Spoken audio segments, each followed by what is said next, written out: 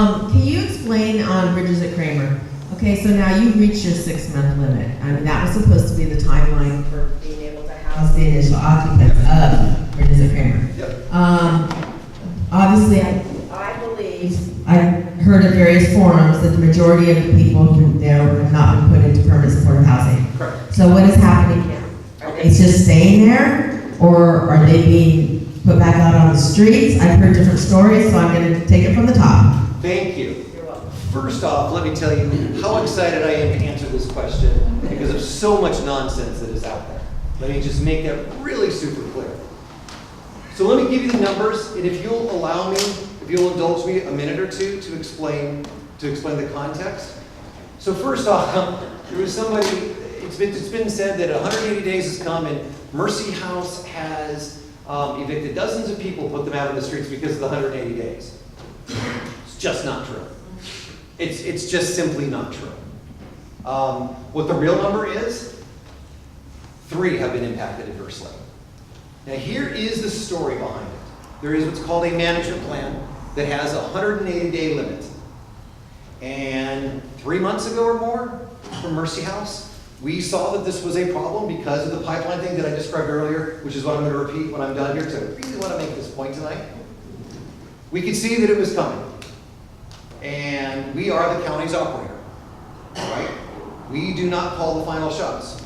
We let the county know that this was going to be an issue. We advocated for extensions. There was a time lapse between when the decision was made and when people's 180 days came up. I'm going to say this publicly. Mercy House recommended an immediate extension of everybody. There was a lag, and 8 people were impacted, were asked to leave because of that 180 days. Not dozens, 8. Of those 8, I want to make this very clear. 5 of the 8 have either re-entered the shelter or found housing or working in a rapid rehousing program right now. There's 3 that have not, that we simply haven't been able to contact and continue to contact. And since then, we have been able to get an amendment to the policy to allow for extensions for people who are working their housing plans. So I just really want to, does that answer your question with a lot of specificity? You got that, right? So it's 3. It's 3 and it'll never happen again. I just want to make it real clear, right? What are we going to do? Here is the issue. Again, as I said, let's bear in mind and let's judge Bridges based upon what it can control and what it's supposed to do. What it is supposed to do is shelter up to 200 people when it's built, be a good neighbor, and get people ready for housing. Our job, and I've said this a bunch of times, and I'm going to say it again, because the narrative in the press and the narrative of things that are spoken on in public meetings are just, I'm going to try and be nice here, are really ill-informed. Our job is to get people ready. Our job is to have a housing plan for everyone.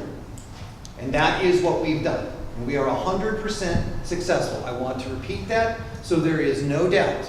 We are 100% successful in the job that we've been hired to do. The kink in the system is with coordinated entry and then the housing placements of the housing providers. And, to be fair, natural market forces. So, are they just going to stay there? Well, this is exactly what I thought would happen when we started. What you have is a guy like me behind the scenes advocating as strongly as I can to get more housing built, to get our systems put in line, and to make these folks have priority for housing placements.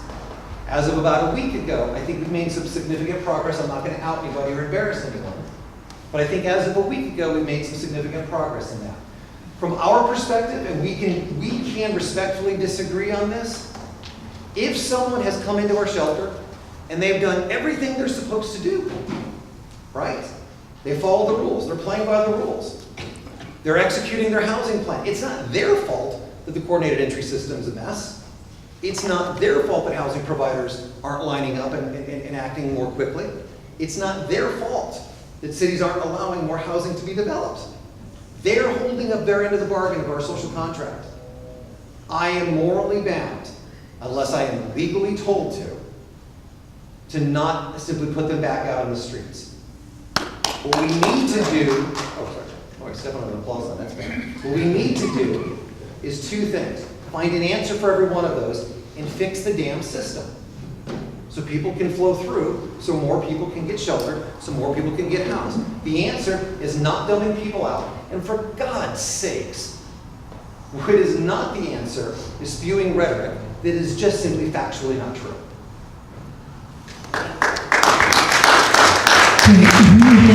We're at 8:16. We have a hard stop and have to be out of here in 14 minutes. I will take one more question, and then everybody's going to stick around, and maybe we'll have to have a after meeting in the, in the patio or the parking lot or something.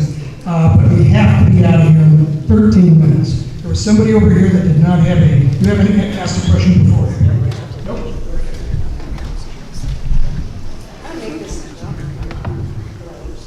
I'm going to make this real quick. Use your teacher's voice. That's right, I'm going to project.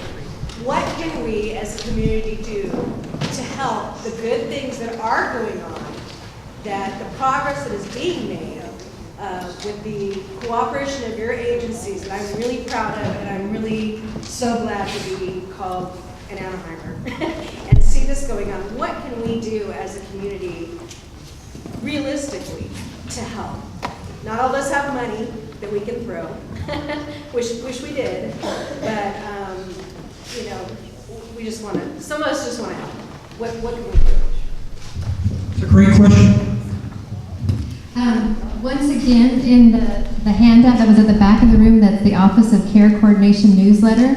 At the end of it, they have 3 different pages, and what the county has done is they've divvied up the county into 3 service planning areas, and there's a page in there for the North Planning Area, which Anaheim's a part of, and it talks about the key players that are addressing homeless, and it gives you ideas on if you want to assist in a meaningful and a helpful way, exactly what you can do. Okay, I want to thank all of my friends and neighbors, everybody that decided that they had nothing better to do tonight than come to Lamb of God Lutheran Church. I want to thank my colleagues in the City Council, as well as Chief and our friends at CityNet, Brett, Christine, Larry. Larry, you could probably run a ministry, I think, if you wanted to do something else. We're going to remain around, but Pastor Steve's given the eye back there. We have 11 minutes left to pack up our belongings and vacate. I want to thank again everybody here. Great questions. I promised you at the last District 5 meeting that we would have a meeting specifically to this subject, and here we are. I do want to show, okay, my adult education teacher light here kicks in.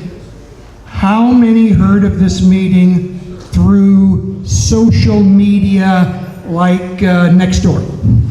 Okay.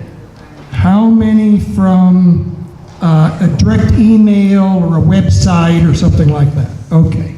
All right. Okay, so did we do a pretty good job of getting the word out, I hope? Pretty good? Okay. All right. Well, as you can tell, since the last time we had a meeting here, which was maybe 10 months ago, a lot has changed. A lot has changed from the meeting that we had at the City Hall with Mayor Tate and myself, and that was only a few weeks ago. So, I appreciate everybody coming here and having a chance to speak and have their questions answered. At this point, I'm going to call it at 8:20. That'll give us enough time for any other specific questions to any of the team members here, and then we're going to pick up our bag of balls and bats and leave, okay?